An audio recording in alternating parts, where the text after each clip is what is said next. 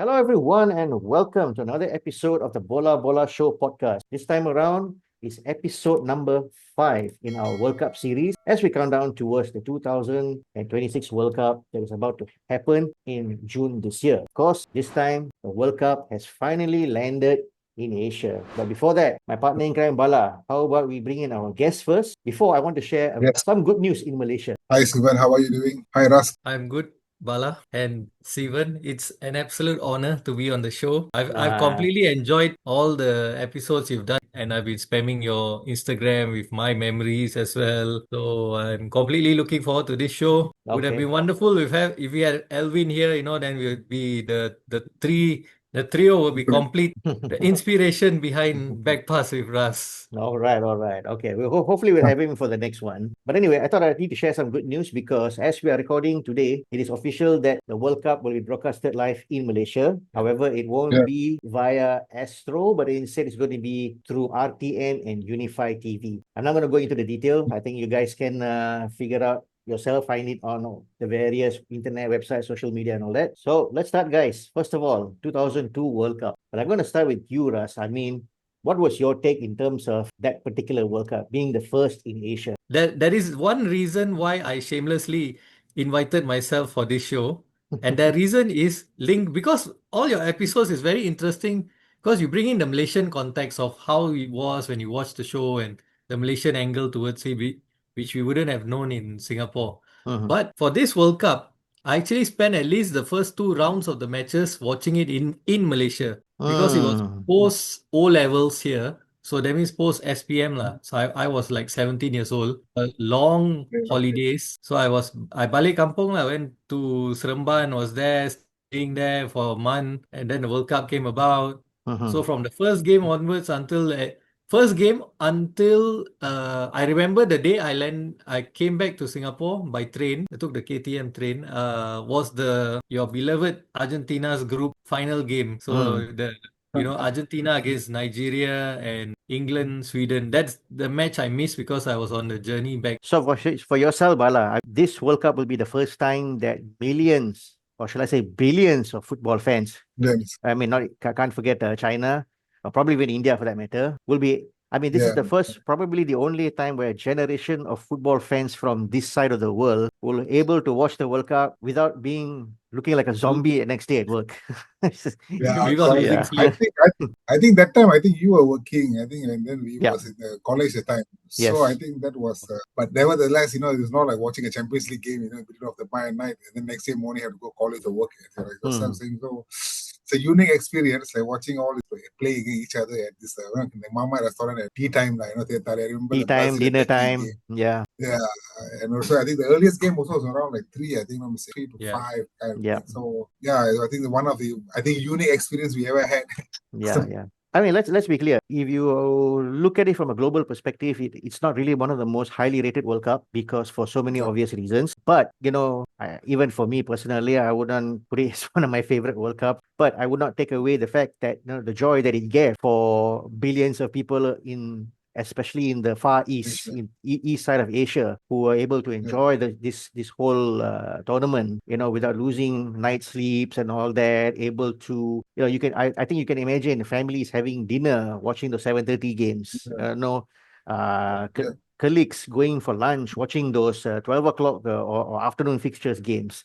yeah, And even yeah, for my company at that time, specifically for one of the World Cup quarterfinal fixture, a very important quarterfinal fixture, which I'm sure I don't have to explain which one is it. We were given a couple of hours off, but we had to replace that couple of hours after work. So in other words, we didn't get to Oh, go back at 5:30. We had to go back at 7:30 or 8 o'clock, because the company decided, okay, fine, because it's such a big game, you guys get to watch this game and then continue to work. right, Yeah. yeah, So those kind of experience, like, which I don't think will ever happen again unless the World Cup comes back to this side of the world. Yeah, Speaking of correct. logistic challenges, Ras, Yeah. what was your take for the fact that I know it's a joint host. I mean, it's not the first time. Euro 2000 was a joint host, but of course, Yeah. Netherlands and Belgium are just side by side. It wouldn't make much of a difference. But you're talking about Japan and Korea divided by, I'm not sure what sea is that, but what would it be like, for your team traveling from one country to another? What I remember was that at that point of time, it didn't come across like there was a big logistical headache, or that the teams were feeling the drain of having to travel. And I believe they had also evenly divided the groups, that certain number of groups played in Japan, certain number of groups played in South Korea. So you just were based in either Japan or South Korea, and then later when you go to the knockout rounds, then you had to probably move out of Japan to go South Korea or vice versa. So largely it was quite similar to how Euro 2000 was. And so it never came across to me as a 17-year-old at that point in time reading a newspaper that there was a major logistical headache. Maybe on the ground, people that were there in Japan and Korea managing this, they might have had some headaches, hiccups, and stories to share. No, I mean, basically, overall, is I think it's a deja vu of certain people, certain tournaments, but I think overall it's still a hit, because I think the first time they did the co-host kind of system, and now I think now we're having three countries, so there This is one, plus minus, but still I think Okay. the logistic thing, I think they learned a lot. Just a fun fact information for you guys. This is the World Cup where it had the most number of stadiums. 20 stadiums in total, 10 from each country. So so I don't think it was something will be a match ever again. I'm not too sure whether 2026 what is the number of venues like, but from what I understand, this is the most 20 World Cup venues. and I think the stadiums are still maintained, right, till today. All those stadiums that were used. Yeah, I mean, more or less, yeah, most of the stadiums are still there. But of course, during its time in 2002, these stadiums were state of the art. Brand new, right? It blew the mind of traditional football fans who are so used to the European style of stadiums. What they saw in Japan and Korea was out of this world. And they were saying that, it felt like they were not entering a stadium, but they were entering into a spaceship. To a large extent, I think when you think about both Japan and South Korea, in terms of their standards, service culture, how they demand themselves to do better than what they can do. It's not surprising that what kind of stadium they were offering for us as football fans. The efficiency as well, especially the Japanese, they're known for Correct. that. Yeah. Yeah. So guys, let's get into the first game. Voila. France Yes. versus Senegal. What What a I game. mean, let's be honest, Wala. What was your expectation for you before the game started? What was going to happen? And bear in mind, this is the I first think time we are watching a 7:30 game. This is the first time. Yeah. correct. I think that's already kicking off a great start. Anyhow, to start with, I think the tournament, actually, I expected Senegal to do so. Like, I know, usually like African team like Nigeria, prior to that, or Cameroon. So I thought, they might give a fight, even though I wasn't a big France fan. But and then with Zidane injury, I think the first two games he missed. But I thought France had the squad with Thierry Henry on form, Trezeguet on form. But just give me Lisa Razu, if I'm not mistaken, he was there. I think that was Deschamps. Not Deschamps, sorry, Patrick Vieira. I think France B team. Senegal was considered the France B team because the large pool of their players were playing in the French league. All were born in France as well. But what an upset, man! What an upset! I think even the goal also was. I think it's unbelievable. Yeah, definitely. It wasn't a lot of drama, but it slapped on the face. To put matter into perspective, France had 3 league top scorer going into this World Cup. Yeah, Henry was a Premier League top scorer, Trezeguet was a Serie A top scorer, and Djibril Cissé was a French League top scorer. So, I mean, wow. But here's the thing, guys. The World Cup kicked off on May 31st. I don't know whether you guys remember this or not. Yeah. And the Champions League final, which Real Madrid won, scored by that wonderful goal by Zidane, was on May 15th, which means that for many of the European-based players or teams with heavily European-based players, they came to this World Cup practically on their knees. There was no adequate amount of time for them to recuperate after a long season and get some much-needed rest. Because bear in mind, you had a 2 weeks gap between the Champions League final and the World Cup opening fixture. And in between that, of course, many of these countries were also involved in pre-tournament friendlies, warm-up games and all that, which one of it was the reason why Zidane got injured. It tells you that what was expecting to happen for many of the traditional superpower nations and that game against France and Senegal pretty much set the stage what was to come. But do you guys know the reason why they decided to bring forward the World Cup that much earlier? I know. I believe it's because if they played it later on in June, it would be too hot and humid for the European nations. So that's why they brought it. They started a bit earlier. Is that right? I think it's more to do with the rainy season in Japan and South Korea. Oh, is it? Okay, I think so. Yeah. If I'm not mistaken, that's one of the reasons why I they know brought it's it weather forward. related. It is weather related. But I think to be fair for other team also as well. I think what Leverkusen, what German players also, a lot of them was Bayer Leverkusen. You remember? Yeah, Yeah, yeah. yeah. They also had the final of the World Cup. Of course, let's not go how they played, but I think 20-30% of the squad is based in Leverkusen, right? So I would say it's still a 50-50, but it's football, I guess, at the end of. Yeah, we'll get into that. Definitely, we're going to get into Germany's run to the final. But before that, I Yeah, just wanted to get your opinion, since Bala start off with on the fact that France did not have a good start to the World Cup. But what was your take that, despite not having Zidane, was there sort of something like a lacking of plan B from the French team? Because to be honest, in those three games, it didn't give me the impression that this is the team that actually won the World Cup and won the Euro as well. So Yeah, France came into correct. this tournament with such a very high reputation. They were one of the favorites to win the tournament. For me, as an Italy fan, they became one of my an enemy nation already lah, because of knocking us out in '98, then very, very tragically beating us in Euro 2000. So I was supporting Senegal in the first game. But of course, the prowess of the French team, the quality they have, and they were on a good run. I think they post '98. Their team just got stronger. They were, I think, Yeah. 2001 Confederations Cup champions as well. So they were on a good run of success, and they had squad depth. Even the Confederations Cup team wasn't like their first main team. A lot of second stringers playing, and still won it. Okay. And but in that World Cup itself, I think it tells that Zidane is the heartbeat of the team. So you can have all the top scorers in the world you want to have in your team, but without Zidane, the team really struggled. And I remember the last game he played and he was patched up, but he was still nowhere near. I think he was nowhere near fit enough to be the Zidane that he was like. And I normally will just in this kind of games, if it doesn't affect my team, I will support the underdogs. So quite delighted that the French were knocked out early and they had this shock as well in the first game. And just to put it into perspective, we know that we just mentioned that France came in with three league top scorers, but they end up leaving the World Cup without a Six win and goals. without a goal. Yeah, without So goals. Yeah, so correct. that Zero itself goals. was so. Of course, that pretty much, as I mentioned earlier, set the stage of what this World Cup is going to be all about. The theme of this World Cup, which is, the traditional superpower nations were not going to have an easy joyride like they always do. So, Bala, this is going to be about the two of us, our team, joint favorites coming into this Yes, World Cup. joint favorites. Correct, correct. Yeah. I remember, I mean, yeah. we watched you watched the Argentina and Nigeria game. For me, it's a very excited because I think for the first time Argentina was carrying the South American flag to the World Cup.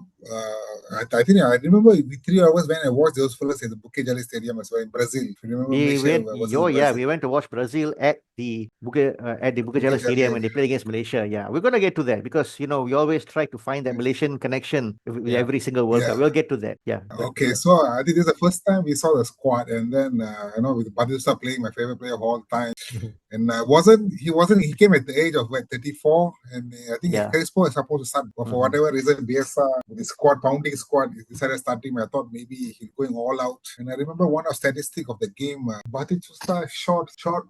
I'm not sure if it was a shot on target or a shot at the goalpost against Nigeria has more than entire China's 3 games. Yeah. So that's a level of attacking they were, but I remember what his name JJ Okocha had one chance with that. Oh That yeah, scene, there was that one was chance, man. all. There was one flying chance that Cavallero made a super save. Yeah. But after that, I think all the way was Argentina. I think both were so excited. When Argentina finally scored. I remember. Yeah. I mean, it was a game they were dominating. They were creating a lot of, they were Yeah. creating chances, attacking and all that. Typical Marcelo Bielsa's style of play, high pressing, high attacking. But, we Pounding. only could afford to score one goal through Gabriel Batistuta. That would turn out to be his last ever goal for Argentina. But, of course, credit to Ike Shorumula, the Nigerian goalkeeper. Otherwise, he Uh, kept the scoreline tight. Otherwise, it could have been, easily, a big victory for Argentina on that day. But, it pretty much set the tone of what was to come from Argentina in this World Cup because if you guys know that Bielsa's style of play it gets you through the qualifier on a high-flying note, but by the time the main competition starts, and furthermore, with this World Cup being held so early, players, practically did not have the leg to carry on further into the Very true. next two games. So, But in many ways, and furthermore, going to this campaign, a lot of these players were actually were just recovering from injury, one injury to another. I remember somewhere mm, between March to May at the end of the season, every now and then one fella gets injured and another fella gets injured. mm, So many of them were actually yeah, recovering just in time for the World Cup. So, in all honesty, it wasn't really much the best preparation, to be honest. Yeah, Bielsa was very stubborn. He always is either Batistuta or Crespo. He never played both together. yeah, Was because that right? in his formation is a 3-3-1-3, which means there's only room for one number 9, and it was either Batistuta or Crespo lah. And it always became a but debate of why he didn't start both. But that's how Yeah. it is lah. Steven, you remember, before the World Cup start, I think we must go there. I think when the draw was made, I think was the highlight was the Argentina versus England. So Oh I yes, was really, yes, yes, yes. I really was looking forward for his World Cup. Finally, I thought we first go to put the first on places with Maradona, all this. I mean, But also don't forget, I think Baron also had injury season as well, yeah, I and mean, he he was didn't. the Yeah, heartbeat like what Zidane was. I mean, he didn't come to the World Cup in such a very confident manner Yeah, lah. He had a Yeah. very Not tough in good form. season. Yeah. He had a very tough season at the Man United, and of Yeah. course, Correct. again, now looking back, you can only see that these players are human. They didn't go through. They had a very tough situation going into the World Cup, and this was Argentina just going through a very tough, one of the worst economic recession. So a lot of yeah, expectation was on the team to bring some joy back home, which wasn't the case lah. And you mentioned about the game against England. I remember when the World Cup draw was made, when they picked up the group, the reaction in the auditorium was like, "Woo!" uh, because everybody knew the context yeah, behind the game, what happened 4 years ago. But I have to say this, yeah. okay? Shamelessly, I'm going to say this. Credit to Beckham for stepping up to take the penalty, redeeming himself. I mean, Yeah. what else would you want to say? I mean, at the end of the day, he did what he did for his country. He was the captain. He stood and delivered a very important victory for England against Argentina. One of the lowest ebb in my life, I have to say that moment. But at the end of the day, it is what it is. But I think, of course, okay. At the end of the day, what the final results matters everything. I think even I think few years later, even Owen admitted he died. But then whatever said and done, I think football is still a 50-50 game. I I think mean, if only Veron, if not mistaken, Veron was the man of the match. It was against Nigeria. he was a man of the match against But I think Nigeria. if it wasn't for the England game, I think he would maybe picked up his form along. Maybe I don't know. I think the second game really psychoed him because and all the Manchester United first knows him in and out, and he's a playmaker. So I Yeah, think the guy marking him that's another was a category. club teammate called Nicky Butt. Yeah. You knew Uh, everything what to do with him. yeah, so and not let's forget about Sweden game. For your record, for your info, Ras, I took a half day leave from work because it's an afternoon game. I was the only guy Yeah. among Yeah. our Afternoon. friends who was working at that time. I had a Yeah. full-time job. Yeah, So I had to leave office at about my lunchtime was around 12 or 12:30, I can't remember. So I had to leave office, take the bus yeah, directly to Klang to go and watch the game at Bala's house. I don't want to go into detail the game, but I'll tell you what happened after the game. Bala's mom came to the hall and saw our friend Elwin in tears. And what is your mom's what was your mom's reaction? What happened? just I don't mention name much, but he said someone passed away in the house. Yeah. And I knew it. Then There the was other coming. player, and these guys suddenly realized that I wasn't there in the hall. I went missing already. So basically Okay. I went to the nearby Parang in front of Bala's house. I was just sitting there having basically I used to smoke back then, so having a puff, thinking about life, and basically coming out with trying to be some Mahatma Gandhi lah, trying to meditate myself in all this chaos. But Uh, oh man, I mean, yeah, I have to say lah, in my lifetime as a fan of Argentina, I think it's fair to say lah, well, after all these years, we have seen going to every World Cup, we have seen the best, we have seen the worst. I mean, bring it on lah, huh? What else can what can happen, right? I think knowing an Italian fan here, I think that we haven't seen the worst yet, right? Which I don't know by yeah, what. you've not seen the So I correct. think, You've not I mean, experienced the worst yet. from Italy fan, I got no comment. I'll leave it to the Italian fans. Okay, Argentina was not the only team that had to bid farewell to the competition so early. Another team that also, I mean, of course, in 2002, I don't know, were they considered as one of the best team in the world? But they did had one of the best generations of footballers of all Yeah. time. of that era. Talking Yeah. about Portugal. It's a shame that we didn't get to see them in 98, but 2002, finally, Figo, Rui Yeah. Costa, João Pinto, we finally get to see them stepping into the World Cup. But sadly, it wasn't the welcoming party that they deserve, lah. But what's your take, Ras? Yeah, I was very disappointed with the Portuguese because they had a very good Euro 2000. They reached Yeah. the semi-final. They came close to knocking out France as well, I think, or at least bringing them to the penalty shootout. And yeah, it had some colorful players like Abel Xavier, and you mentioned all these great players that they have there. Nuno Gomez up Pauleta front. also. Yeah. Pauleta, yeah, Pauleta. So I was disappointed with their performance. 'Cause I was quite interested to see how they do, how they would, and I think their group had Poland themselves, Poland, South Korea was in the group, and USA, was it USA in the group? Yep. First game was So against USA. Yeah. yeah, so kind of like I felt like okay, not a tough group, winnable. They should be able to get out of the group at least. So to be knocked out and sent home early, I think was major disappointment. I think the group also was kind of hard for them to navigate through because all controversy surrounding the World Cup. So I think if a different country or different situation, they might qualify the US. But I think Yeah. it's just a matter of a very bad World Cup for maybe. Yeah. I Again, I felt there wasn't in a group stage. There didn't feel like there was any controversy. I don't remember much of that especially surrounding the South Koreans lah. It's only much later that No, they already started even with Portugal. They're playing well. I think Portugal yeah, had a they lot of played chance, well. but I don't know. I think I think South we'll Korea talk was about South the Korea decider. later in detail.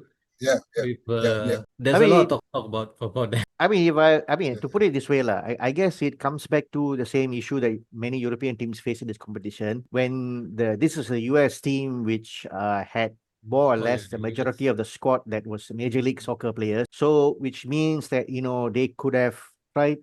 They could have arrived at the World Cup much better prepared because the league would have able to accommodate to their needs and get these players ready for the World Cup with only the handful of European-based players that could just come in and fit into the squad, as compared to Portugal with a very European-based team, with all these players after a long season coming just in time for the World Cup without having the much needed to recoup and get back into a proper shape. So I think in the first game itself, it kind of showed how tough it's going to be because US cruised to a 3-0 lead. Had not Portugal scored 2 goals, the scoreline would have been one of the biggest upset in World Cup, right? Yeah, true. I just remember, you just reminded me that of the score of how that game went as well. The one that stuck in my mind is their defeat, I believe, to South Korea. South Korea Yeah, beat them, right? yeah, Right. So South Korea. yeah, so that's the one that sticks to my mind when I talk about Yeah. Portugal. So what are let's go through all your other groups. What are the teams that you think that did not fulfill their expectation or potential in this World Cup?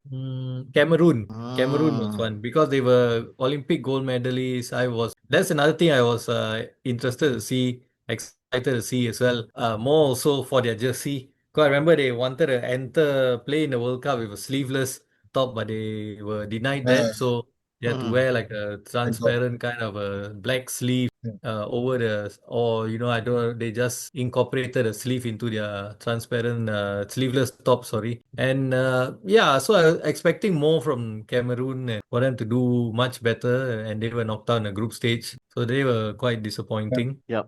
Yeah, But I can't For think me, of basically anyone. Croatia. Uh, I think they should have fared slightly better. But I think the group of death, I think with Mexico, Italy, Croatia, Ecuador, I think they had about 50-50 chance. So, but I think compared to previous World Cup, they achieved. Then, they should at least made it to but maximum three I times. think the Croatians were on a decline already by this time, by this World Cup. mhm. I think Yep. they only lose by a point. Yeah. They only Italy lost. just scraped through, Mhm. which is quite Yeah, usual yeah. in the group stage for Italy. If only Croatia beaten Ecuador, Italy would have knocked out. I That's mean, it. let's be clear. The day before Italy played the Mexico in the group game, the newspaper already showed that former world champions Uruguay out, Argentina out, Yeah, yeah, France Fun. out, Italy question mark. yeah, correct. They're very Uruguay, close yes. actually. Actually, Uruguay as well. Uruguay was also another team I was looking forward to see because of Recoba Mhm. and Forlan. But they too never really did well. They didn't live up to my expectations in the World Cup. They were in the group with France, right?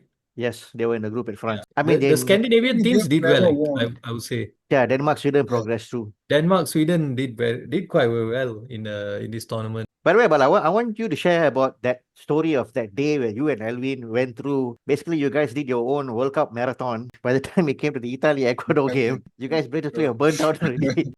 I think because we wanted to do a marathon World Cup, so what we did went to the one of the restaurant nearby. I think it was I Cement, think it was one of those days where you had 4 fixtures in one day, if I'm not mistaken, correct? yeah, I not too remember. I still remember the game. One is the Brazil, the other one is the Italy Chi- Ecuador, which was the last game. China, Costa The Rica. other one was Croatia, Yeah, China, Costa Rica was the last. you should share about the China, Was the Costa Rica. last What game happened before in KD. KDU? Oh, that one I think KDU finally decided. No, KDU like basically with all the class. I think they got all the China student in KDU, so they opened a big screen and put all this China student. And then come to think about it, it was an important game for Chinese fellas, like especially for China who based in China. I think they didn't win the game. I And mean, then I remember I was helping it's their watching. World Cup debut, like basically. It's historic game for them, like. Yeah, I mean, was supporting Costa Rica, and then there was this Chinese fellas bring a drum. It was really like a lively area in the cafeteria. I think easily the cafeteria was full. Come to think about it, we actually should celebrate it with them and boost their, the country because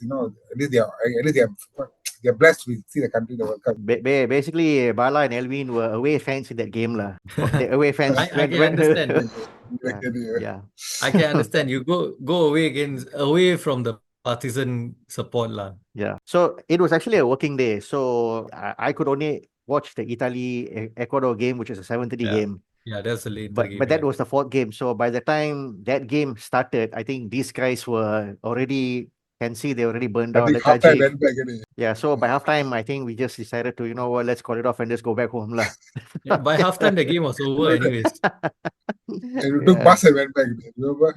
Yeah, that's the thing. That's the thing. But So I think guys, we have to mention about the Brazil-Turkey game as well. I think Oh yeah, that the was way exciting. Rivaldo That did was a great that game. one, but I think the Rivaldo actually the saga was kind of disrupted, lah. But yeah.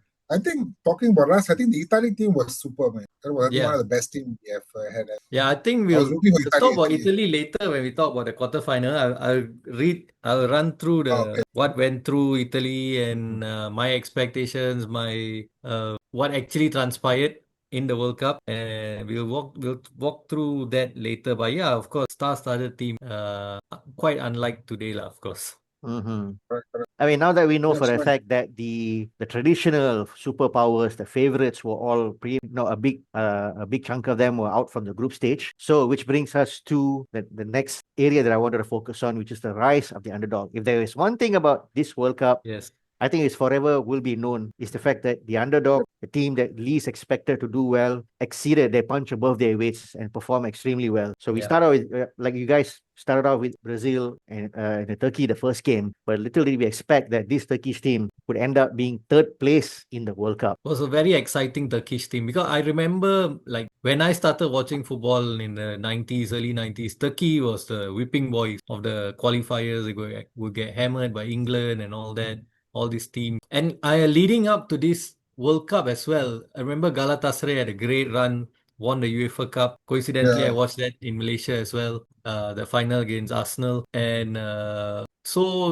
they were a bit there and thereabouts, but you don't know much about their players. You know about Hakan Suko, Yeah, I know about Hakan Suko, and that's probably it. And then they came and they played well. They took the game to Brazil. They were an attacking team, not like they were, sitting back, defending, soaking the pressure. They were really brave in the way they play. Rustu Rechber with the, war paint under his eyes that, stood out. A lot of great players came out. Hassan Tas. Yildirim Basturk had a great season with Leverkusen. Hakan Suko was their talismanic striker. Your other players, Umi Davala, Ilhan Mansis was their sub, and he became a bit like of a super sub. Emre Belezoglu, Okan Buruk, Alpe Ozalan. Alpe Ozalan, a really good team. Really excited watching them and really loved their run all the way to the second round and winning third place. I think they deserve the third place finish. I think is that goal in the third and fourth place still the fastest ever goal in the World Cup? Yeah, it's still the fastest ever goal in the World Cup. But unfortunately for the goal scorer, just to briefly Yeah. explain that currently now exile. in modern day Turkish society, apparently it doesn't exist anymore. Quite a sad story, to be honest, Yeah, for what yeah. happened. He's in US, right? Exiled to United States. Yeah. Yeah. Of course, the quarterfinal game again. I mean, the quarterfinal match between Turkey and Senegal. Voila. I mean, Oh, that who was would have expect? I mean, you would have expected these two in the quarterfinal. Probably the expectation would have been maybe France. France would have been one of the team expected to be that quarterfinal. But yeah, it's such a cruel blow. I mean, again, they had to be separated by a golden goal. But Well, once again, I think it's a World Cup of surprises. So I still feel Senegal is overhyped. Of course, the first game they played well because France wasn't performing, and I think Uruguay also wasn't coming in great form. But end of the day, when they came to the quarterfinal game and the manner they won it, I think this kind of setting a tone of how the World Cup is going to be like at the end of the day. mhm. And with the I big thought the teams all getting Senegalese knocked team out, was I think yeah. the flavor already getting out of the concept. But Even what I I feel thought Brazil also wasn't at their best. yeah, this on Senegal, I think their team was also quite exciting to watch. They had a lot of unknown players to us, players that were unknown, and Henry Camara, I think one of the star players they have, El Hadji Diouf. I remember during the tournament or after the tournament, El Hadji Diouf and another guy got a move to Liverpool. Salif Diao. Then they got Papa Boba Diop, the late Papa Boba Diop, and they had this guy Ferdinand Coley with the Mhm. dreadlocks hair. And the manager also looking very cool, Bruno Metsu. Yep. He's also has But passed why on, right? He has passed on, right? Yep. Bruno Metsu. Yeah. Tony No, but why I Silva was in telling goal. Senegal, team was also because you see El Hadji Diop went to Liverpool, and you know Yeah. what happened to him. I Yeah. remember Simon was talking to him. I think he scored 2 goals against Southampton. I think this is the guy, lah. But end of the day, I feel sometimes like this one hit wonder kind of thing One hit doesn't wonder. last long. I mean, the thing Yeah. is, I think this is the habit that I don't know whether it still exists in club football these days of signing players after a outstanding Great. performance in a single tournament, Mm. which I think should not always be the benchmark, lah. I mean, any Mm. player can have an outstanding tournament, but it doesn't mean they have an outstanding season. A good example I can give you guys in this World Cup is Carsten Janker. Came to the World Cup without ever scoring a goal for Bayern Munich, but ended up being scored. I think he scored a couple of goals against Saudi Arabia in that first game, which they won 8-0. So, that tells you all you need to know, lah. That a one-month tournament isn't always a good benchmark to consider splashing money signing a player. That's in my opinion, lah. So I kind of knew that when Liverpool going after El Hadji Diouf, I mean, I know he's a troublemaker for defenders the way he plays, but I don't consider him as someone that is going to deliver goals on a consistent basis. Anyway, I mean, I had the privilege of watching him in the flesh when he was playing for Sabah. That's another Malaysian connection in this episode that I like to share, lah. Yep. Apparently, El Hadji Diouf was a troublemaker for his teammates as well at Liverpool. No, don't worry, man. No. He didn't leave that bad boy attitude when he was in Sabah, lah. Just for info. And also before this quarterfinal between Turkey and Senegal, there was another exciting quarterfinal between two unfancied teams, Sweden against Senegal. That too was went to golden goal and was decided and won by Round of 16. round of 16. So that was decided and won by Senegal. But Could have Sweden came close could have easily to been France, knocking them out. Argentina. Yeah. Yeah. Could have. Well, there you go. Yeah, but Sweden had a good tournament up to that point, and they nearly won that game against Senegal. I remember I think they had a chance where they missed, and then on the counter attack or something, the Senegal scored in the next attack and won the game. All right. Heartbreaking for Sweden. Okay, another underdog team that I wanted to bring here is USA. We talked Mm. about them earlier, Hmm. beating Portugal, and of course, voila, the game against Germany. Your favorite goalkeeper, man, he had to work it. Yeah. He had to work it out in order to get Germany to the semi-final. I think there was after the game. I think they said something you can't beat Khan or something like that. Yeah. But I think the entire World Cup that time, I think beside Miroslav Klose, I think he's the star. I think Oliver Kahn, I think was the star. I think that's why he deserved the golden. That's why he also won the Glove Award as well. But Golden Glove, I yeah. think that's why I say the World Cup really actually took out a lot of entertainment elements, like because goalkeeper get Germany goalkeeper getting man of the match award against US. So it says summed up everything. Like I want to talk about a game that brought US to the quarterfinal, which I think is probably the most important game in this World Cup that nobody wants to talk about. That is the match between USA and Mexico. Mexico, yeah. Yeah, from a CONCACAF perspective, I think this was one of the games that it probably will never happen again in the World Cup. So anybody who wins this game will have the entitlement of bragging probably for the next 100 years, regardless of what will happen after this. Yeah. So this, I remember for Mexico, this was a huge opportunity for them to get to the quarterfinal for the first time outside of their home nation. And the team they're going to play is USA, which up to that point, probably Mexico had a much better record. And, it was such an important fixture for them because being neighboring countries, in many aspects, Mexico is always considered, how do I put it, shielded by United States in many things, politically, economically, you just name it. But, when people look at on a global stage, I think America is more visible than Mexico has ever been. If there is one thing that Mexico will have an upper hand is football. So this is one fixture they needed to win because at this point, I think they've already gone to 3 World Cups whereby they always stop at the round of 16. Of course, sad to say, if I were to go back then and tell these guys, you guys better brace for yourself. There's more to come. there's more round of 16 heartbreaks to come. So here's the thing. This game is something that they had to win. They had to beat the US. But unfortunately, Uncle Sam had other says on that day, and this is one game I think will always kind of remain a scar when these two teams come together in the international football stage Mexico also now that you remind me, I think I've always had a soft spot for Mexico, especially in the CONCACAF region. So I was disappointed that they got knocked out by US. So they were disappointing in that aspect because they had a good group stage. I saw them play against Italy and they were really good. So I thought maybe, that and as you mentioned, they had the upper hand in their head-to-head against USA. So I thought it would knock the Americans out, but lo and behold, the tournament of surprises continues. All right. And of course, the icing on the cake of this tournament when it comes to all surprises, of course, South Korea's run. Wait, before South Korea, let's talk about Japan. All right, go ahead.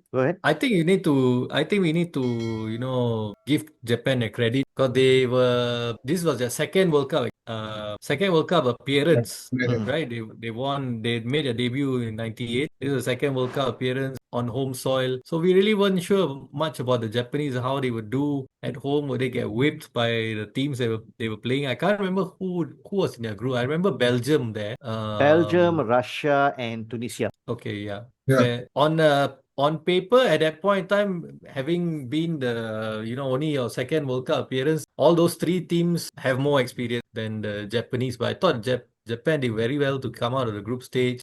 Credit to them, they got knocked out in the round of 16. But at least they got knocked out, credibly without being unfair or, going through using other methods to get through. So credit to the Japanese team. And at that point, I think only Nakata was playing overseas and Inamoto was playing for Arsenal. He had won the league with Arsenal, but it was a fringe player. No, So that tournament, I think he didn't feature for Arsenal at all. he didn't feature at all. Okay, but he was in the Arsenal team. Yep. And then that tournament gave him the opportunity to move out of Arsenal, join Fulham, and he proved himself in the Premier League. And then more Japanese players went out to play in Europe. Yeah, there's another player, Shinji Ono, who was playing in Feyenoord at the time. Shinji Ono, yes. I think he was Feyenoord, right? I think he won the UEFA Cup with UEFA Cup, Feyenoord. yes. Yeah. Feyenoord won UEFA Cup. So Nakamura came later, I think. So think about Japan. They were coached by Philippe Trousier when he took over the job after 98. I think in one of his interviews, he said that he likes the Japanese players. He admire their discipline, their dedication, as always when it comes to Japan being who they are. But he kind of wished they had a little bit of that bad boy element in them. Nastiness in them. Like they're too good, they're too disciplined. He was trying his best to shaking them up a bit, so that when they go on the field, I think he was trying to bring out a little bit of the Yakuza samurai spirit in them. So when they go on the field, they won't just back down, they'll fight, push a little bit harder. But to me, kudos to them. I think this was a great, fantastic World Cup for Japan as a host. They got out of the round. Unfortunately, they had to end at the round of 16 against Turkey, which brings us to the other host nation, South Korea. Okay, here's the thing, guys. South Korea's never won a World Cup fixture before the 2002 World Cup. Their best ever performance was USA 94 against Spain, the 2-all draw. Then that's about it. And going to this campaign, there was a lot of question marks about whether or not if they had what it takes to at least get out of the group stage. Goose Hiddink as a coach going to this, looking at the squad. I mean, did you fancy them in any way to get out of that group with Portugal, Poland, US? Frankly speaking, I had underestimated Asian team, to be frank. Like, besides Japan, I thought Japan is the most advanced footballing nation, and not currently. I think they have improved a lot, but that during the era, just Because because of they're the host, they made it. host. And then, but to be frank, kudos to South Korea and Japan. I think their team was strong. But will they go beyond 16 out of 16? Even passing the group stage was a question mark. But also, you must not forget about all the conspiracy theories as well. So I think not for that, I don't think they're going. That's my opinion. It's very obvious, man. Very Okay. obvious. Okay, of course. When you talk, then we have to bring in you now. I mean, of course, there were some advantages that South Korea had that other nations didn't have, which is the fact that Goose Hiddink was able to convince the Korean FA to say that to stop the Korean Football League, I think within a month or two before the World Cup, in order to get the players, get them to centralize training and train them up for this World Cup. Because I think at that time they only had there was only like one or two players that were playing overseas. One of it is Anjunga, and then the other one is I think is Seoul Ki Hugh. So the rest of the players were all local based players. This was a time when Paji Sung was an unknown player. Players like I think Chaduri. A lot of these guys are still very unknown. They're not yet the stars they were about to become. So he had that advantage of getting them together. I think Anjua was signed by Perugia, if I'm not mistaken, before the Yeah, World Cup. at this World Cup, it was a Perugia player. So now that we know everything about South Korea, and as Bala has mentioned, all the conspiracy. But before I bring you, Ras, I needed to say a few things lah. One thing, I mean, whatever said and done, I will not forget the 13 men that played for the South Korean national team, which was their fans. I mean, they really brought their A game. They really brought their A game. They really made it sure that regardless of who South Korea will face on the field, it's going to be hell. That's for sure. I mean, I've never seen that type of. We've seen this kind of fanaticism when it comes to European football or South American football. But I think in Asian football, this is the first time, we are seeing things in that manner, in that level of intensity, support from the crowd, the percussion, the drum beats, the chanting, you just name it. And I remember in the game against Italy, there was a statement that made by the fans. I think it was a choreograph, 66 again. Oh, yes. For context, this was because in 1966, Italy got knocked out of the World Cup after losing to North Korea. Yeah. South Korea also like to claim here and claim there, I suppose. I thought it's a Southeast Asia thing, but it looks like they also no different. Okay.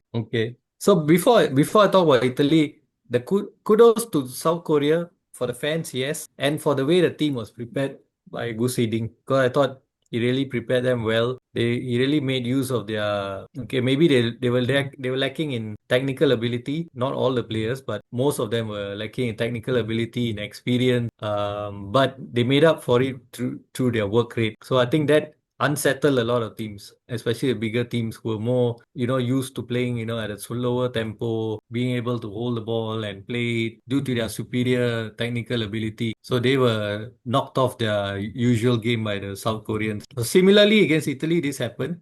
But going back all the way to the start of the tournament for Italy, Bala mentioned star-studded team. A lot of players were in their prime. I think you spoke about the Italy team briefly. I think Bala has also been carrying the flag for Italy in my absence in the previous episodes. 98, Italy was in transition. So Italy had a team that was, had all the stalwarts, some of the veterans from the 1990-94 World Cup. And then you had a new generation that was coming in, the Nesta, Cannavaro, Inzaghi, Del Piero, all these guys, Vieri were all coming in. So 2002 belongs to this generation, the one that were young and inexperienced and in 98. So these guys were now in their prime.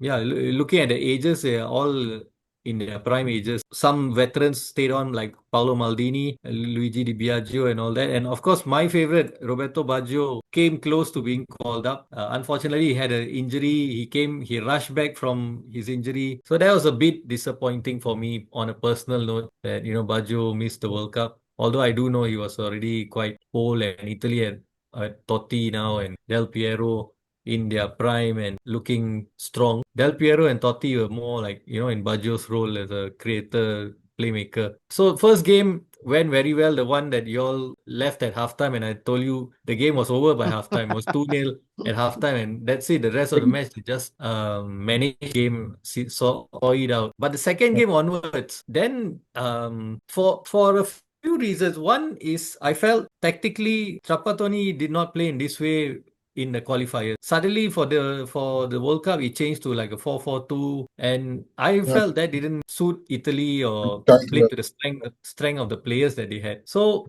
the game against Croatia, Croatia always gives Italy problems in whichever tournaments that they've played. So it was always they are a bit of a boogie team for Italy. But even then there were some decisions in that match that were refereeing decisions in that match that were a bit dubious. Italy lost the game 2-1, but could have easily been at least a draw. And then the Yeah. Mexico game, Italy struggled badly. The one thing I never forget in the Mexico game is the referee. The referee Well, referee well, referee blew the whistle even before the game finished because he couldn't take it anymore. What was going on? Which game was that? The match between Italy and Mexico. Oh, Mexico. I mean, Okay. basic a draw would take both teams to the next stage because Yeah. Ecuador already beat Yeah. Croatia. So in other words, Italy and Mexico are through to the round of 16. But in the last 1 minute, 2 minutes, they were practically passing around, defender passing here, passing here. So he decided, I think there was still 30 seconds left on the clock. He decided to blow the whistle, call it off, and So made the there is cross sign. Like, I had enough. Get me out of here. Okay, that part I missed. But that game against Mexico, because in the tournament, I never felt that we saw the best of Totti. I never felt we saw the best of Del Piero. Christian Vieri was carrying Italy with his goals. And I felt when Del Piero came off the bench, he scored the equalizing goal. I thought maybe this could be the pivotal turning point. We never saw the best of Del Piero in the Italy national team in all international tournaments, in fact. Not like how Baggio was. So I thought like Baggio in 94 when he scored against Nigeria, and that was the pivotal turning point and he went on a great run. I thought this would be it for Del Piero. But it wasn't meant to be. It wasn't like that at all. And then the game in South Korea as well.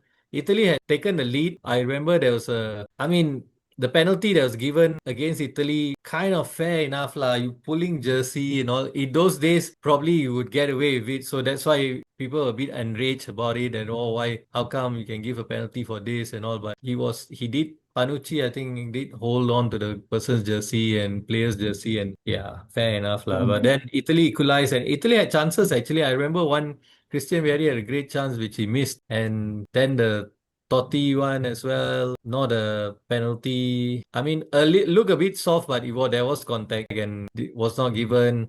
Instead, he was sent off for a diving. He did not really dive. He just was trying to win a foul, which he got because he did receive contact. So yeah, so all that elements, suddenly I remember the scene that is most vivid is Trapattoni banging against the bench at the FIFA official, and the FIFA official just shrugging his shoulders, say, what can I do? The money's already in the referee's pocket, so to speak, But yeah, very heartbreaking defeat. And you talk about Alvin crying at the end of the Argentina match. I was in tears when I went to bed that night after that game.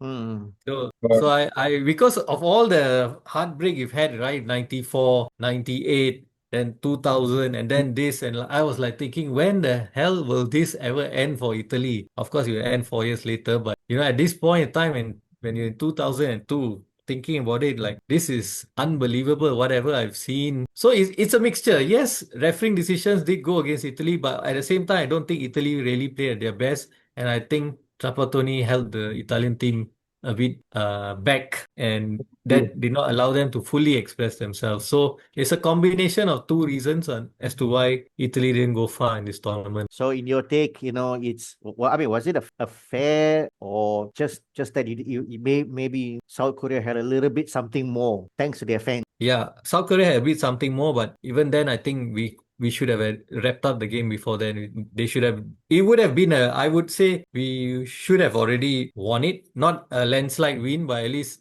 by a narrow margin, we would have won it and gone through already Yeah. before the golden goal was even scored. But if you realize the Ecuador, the referee is the Ecuador nationality, perhaps maybe a Ecuador, yeah. revenge because Italy beat them. We never know now. Byron Moreno, I remember the name very well. Legend. And of course, for the goal scorer, Anjun Hua, I mean, So sadly, petty. sadly, the Perugia owner had other ideas. This guy is I mean, I don't want to go It's into a detail. traitor. It's a traitor and all that. I mean, one would argue the same thing about David Trezeguet 2 years earlier when he scored in the Euro final, but Yeah. different outcome lah, Juventus basically. didn't think like that, lah. Yeah. So Bala will know. Bala will know about Juventus. So of course, South Korea got themselves to the quarterfinals and against Spain. I couldn't really remember this game, but all I remember is that there were a couple of very controversial calls. One goal disallowed. One goal disallowed. But I also felt that, this is just one of those games that whereby the preparation of both teams showed that, South Korea had that advantage of getting their players fit for the World Cup, something which Spain did not have. And Spain, of course, you had players who were in the Barcelona and Real Madrid team who had all a long season. And this was a time that when Spain was definitely not the Spain that as we know today. This was a time that when Spain were extremely perennial underachievers. So I suppose, losing on penalty to South Korea was not really much of a surprise lah. On that one also, that Hmm. controversial moment in that game.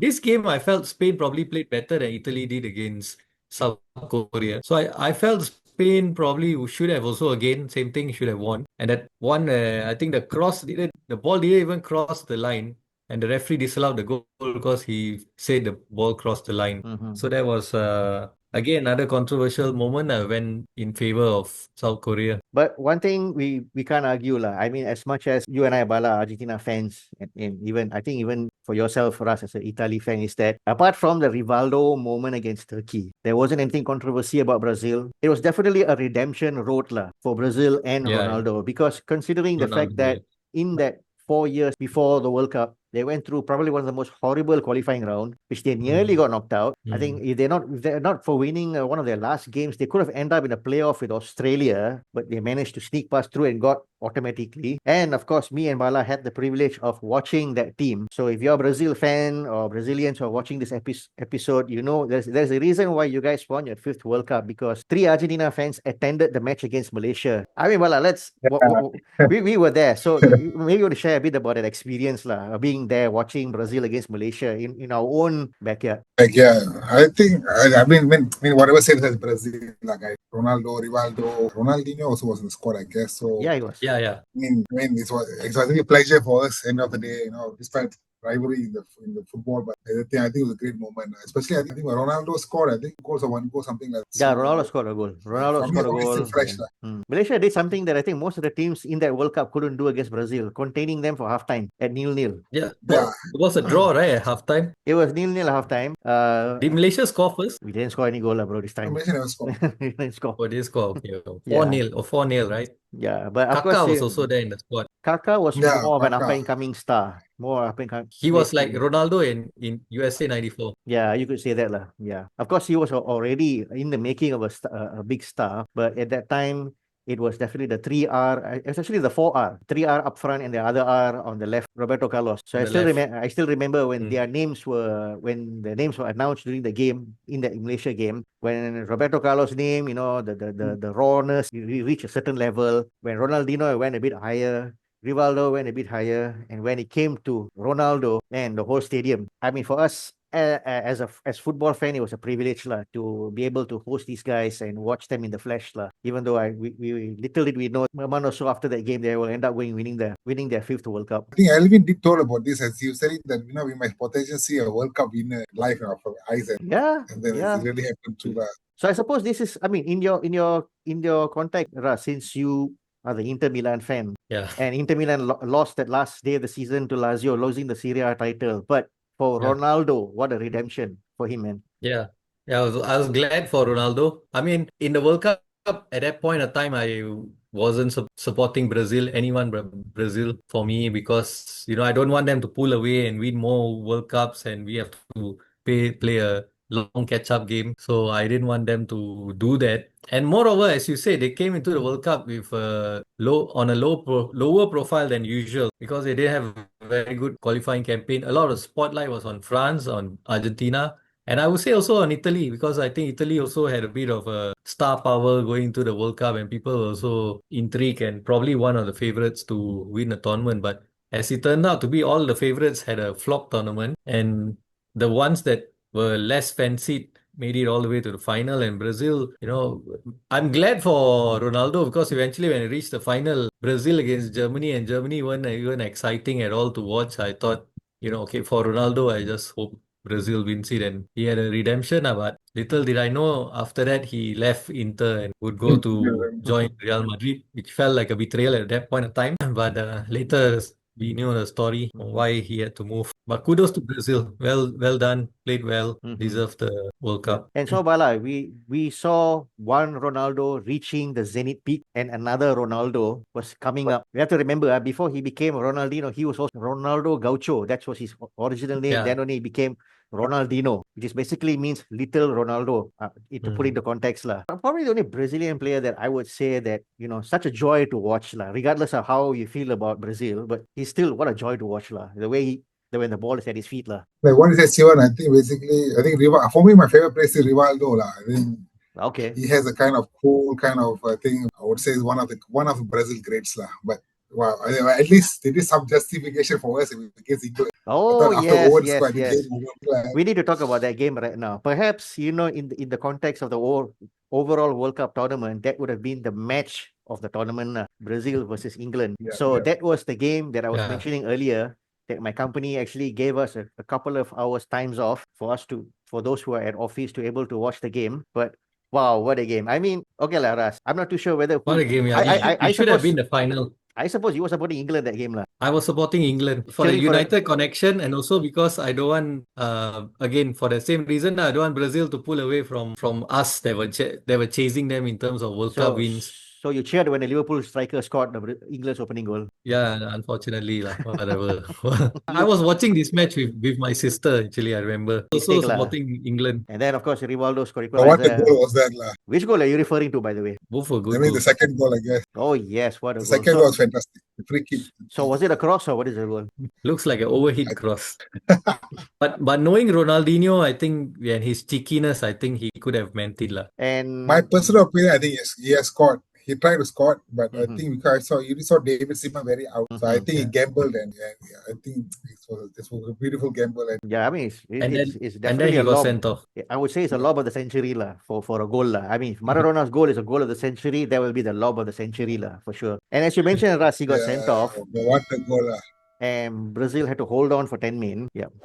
By the way, I would say this, had England won that game, I believe it will come home. It will come home, huh? It will come home, definitely. I had a strong feeling as well, yeah. Yeah. Because the teams that were left remaining, I think this would have been a good final, actually. England against Brazil would have been a good final. Had they come out in the different brackets, but what to do? Came out in the quarterfinal.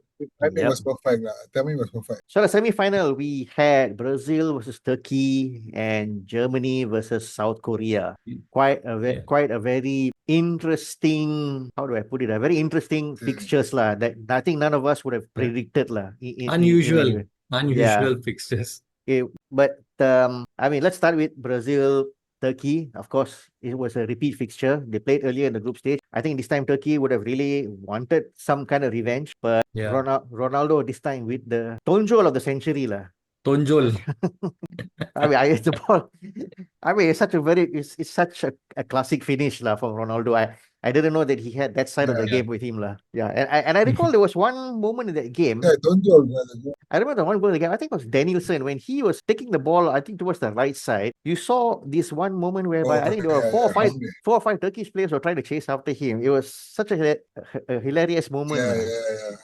And the game was tighter than when they played in the first game of the group. Yeah, it was. So it was a lot tighter and very tense also. I think Brazil also did not find it easy. I thought they were huffing and puffing, and Turkey this time, instead of playing openly, they sat back a bit more cautious. I mean, Brazil played without Ronaldinho, so that kind of affected their rhythm, trying to create chances and all that, trying to find the balance. And Turkey, I think, I know they did control the middle, but they couldn't find a clinical pass or a clinical moment in the final third. Finishing. And of course, the other game is Germany versus South Korea. An unfortunate moment for Michael Ballack. I mean, had to miss the final. He Yeah. was one of their better technical players. Yeah, I I mean, think like what was Zidane for France? I think Michael Ballack was for Germany that moment of pace. Lah. So I think they played well once again, but I think finally somebody put them in their places, South Korea. Yeah, And why I'm talking like this, not to say going anti South Korea, but I feel that too the much way of South Kelong Korea, already. I think enough lah. I Semi-final think the cukup way lah. Cukup lah recently they semi-final went to lah. South beat Germany, it's very good. They played very well. Mm-hmm. But this is I find Okay. if they win, I think I They, don't know what to say. Like, Yeah, correct. okay, if I'm not mistaken, Yeah, so Ballack missed the final because of a second booking, right? But yes, yes. then he went on to score Yeah. the goal that took Germany to the final. Yeah. Okay, all right. So yeah, just to correct, just to And make sure. on Germany also, I think the standout star, we didn't know about this guy Hmm. until this tournament, Hmm. Miroslav Klose. Miroslav Klose. Oh yes, I mean. He announced himself in the first game with 8-0 thrashing against Saudi Mm-hmm. Saudi Arabia, and Yeah. then since then I think they never scored more than one goal, if I'm Yep. not wrong. Yeah, incredible. They used all their goal quota for that game against Saudi, and then that's it. They ran out of The goals. top level. Mhm. Here's the thing, guys. Okay, just to, I mean, sidetrack a little bit because I think we need to give a little bit of credit to Saudi Arabia because losing Mhm. 8-0 is not easy. It can be devastating, Yeah, morally, in fact. But in the next game against Cameroon, despite going down, I think Cameroon only won the game quite 1-0. They actually gave 1-0. a very good fight. I remember this one player by the in Saudi Arabia named Nawaz Temyat really did pull off, and I mean, he really pulled the team, did his best, try to bring the team forward. But unfortunately, but then Cameroon were maybe a little bit too strong. And there's another team, guys. Before we wrap it up, we need to talk a little bit about them. Is Ireland? They yeah, probably had the most Oh, yeah. dramatic start to the World Cup. yeah, correct, correct. Till I was today. looking forward. Ireland actually had a very interesting path to the World Cup because they knocked out Holland in Hmm. the qualifiers. So that was quite exciting. And of course, Ireland captain by Roy Keane, United captain. So I was really looking forward to watching Ireland play in the tournament, but Roy Keane had to be Roy Keane and he had to blow his top lah. So here you go.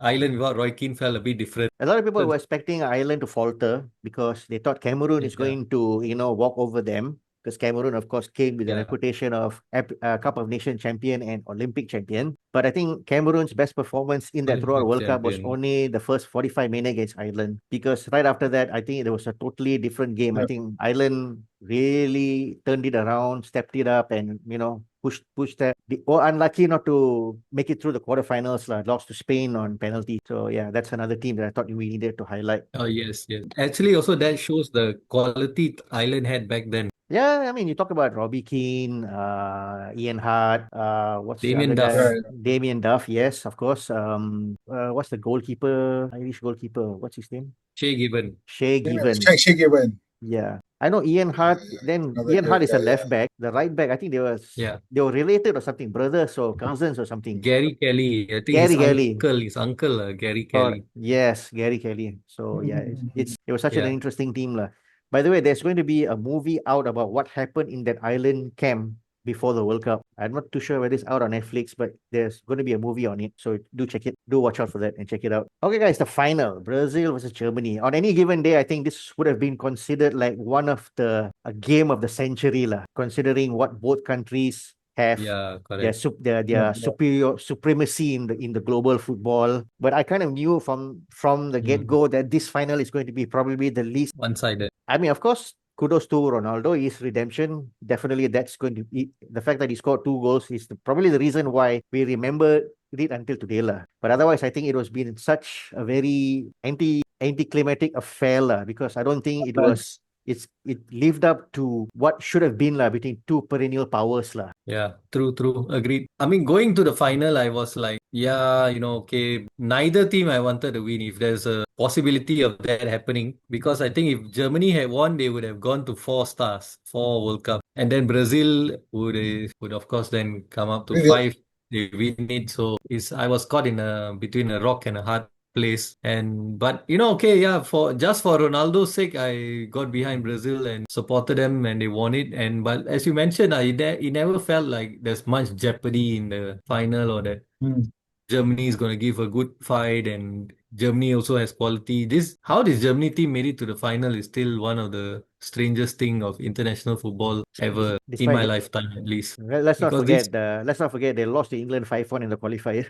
yeah, correct. And this Germany was in transition. Yeah, you had at least three standout players: Ballack, Closer, and Oliver Kahn. And yeah, somehow they made it, So and they made it to the final to make it one of the most one-sided finals ever. We wanted to go to watch the first time KLCC, right? Then we Oh, ended up we come in the street. I think there was a big party. We thought, as a young, we took LRT. We went. I think we were and ended up we still watched, but I think it was rain. I promise it was raining that day, so right? I think that I can't mean, much remember. let's put it this way, lah. The final, the way it ended, is pretty much how the whole World Cup was for us, lah. It was just a No, dampen downpour, basically, because we were all waiting for the final, the big screen TV, and the next thing it was like heavy rain. All went to the side. I mean, it was just. I mean, it practically summed up everything about for me about this World Cup, lah. To put it to put everything. no, I was just saying, I think overall, I think the World Cup final was okay. I think even they had a very long, the match was 50-50 kind of thing, but I think, of course, Oliver can't need to make the mistake for them. The end, that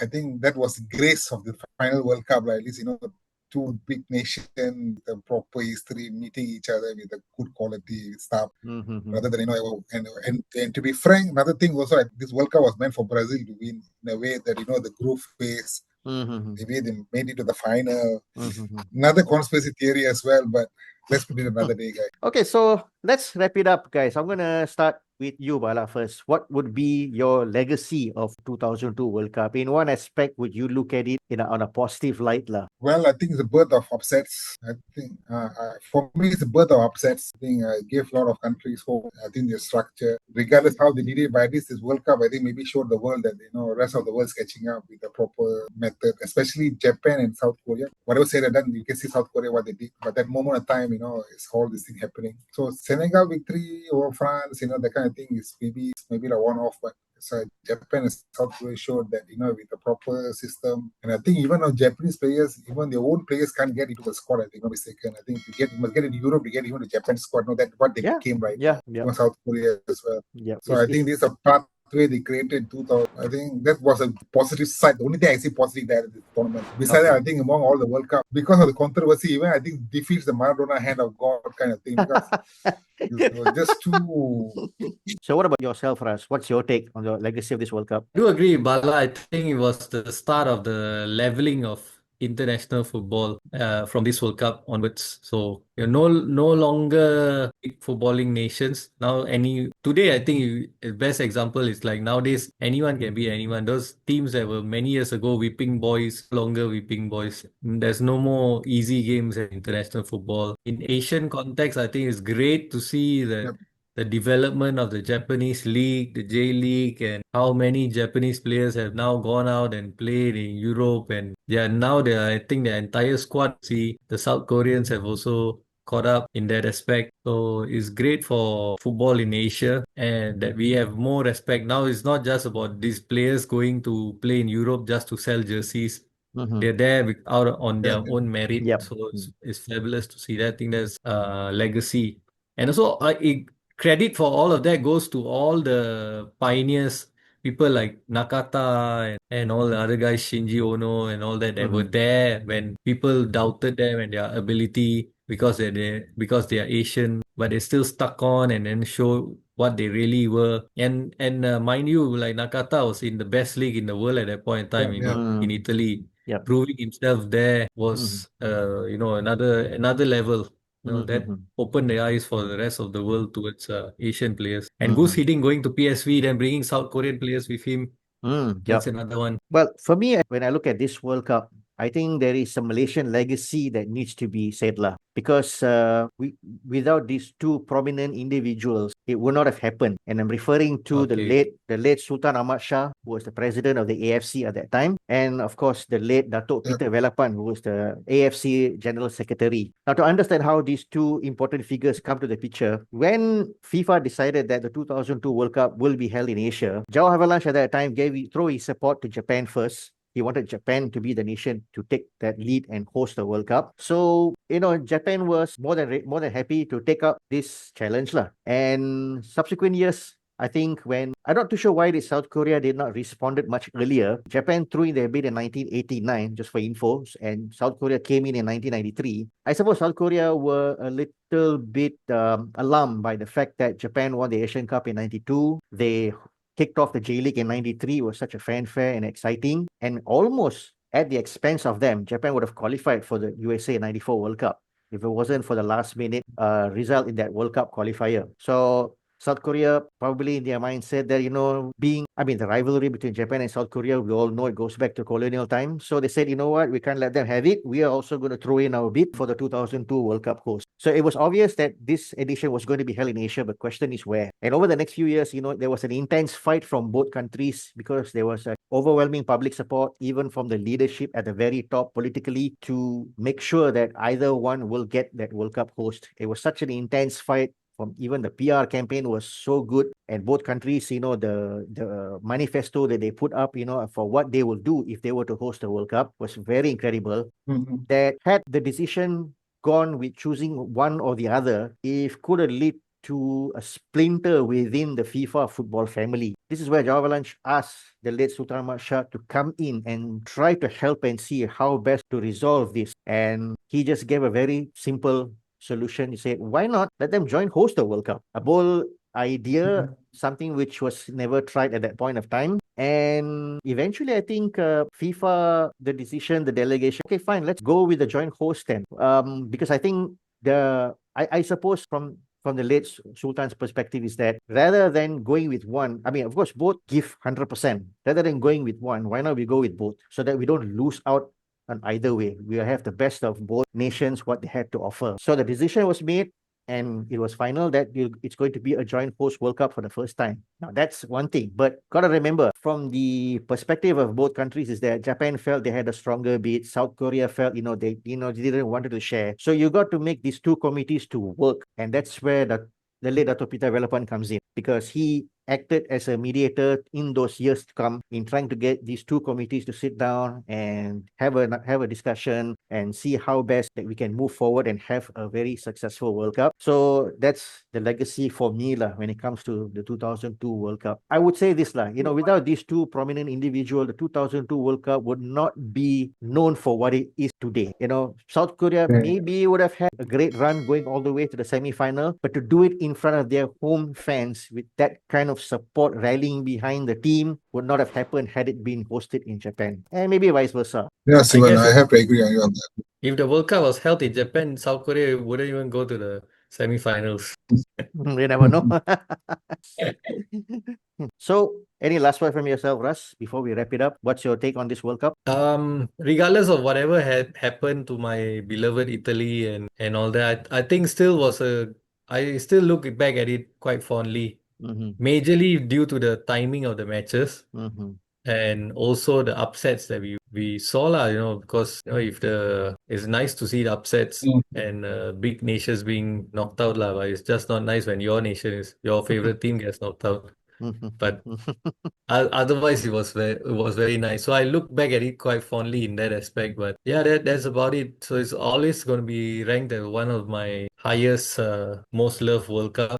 In the top 5 at least, it'll still be there. Oh, okay. I have to be honest, it's not going to be my top 5. So, Bala, what's your take, man? Like I think I mentioned to you earlier, and but once again, I think it's still a World Cup, and I think South Korea, Japan hosted a very good World Cup. I think it's had surprises.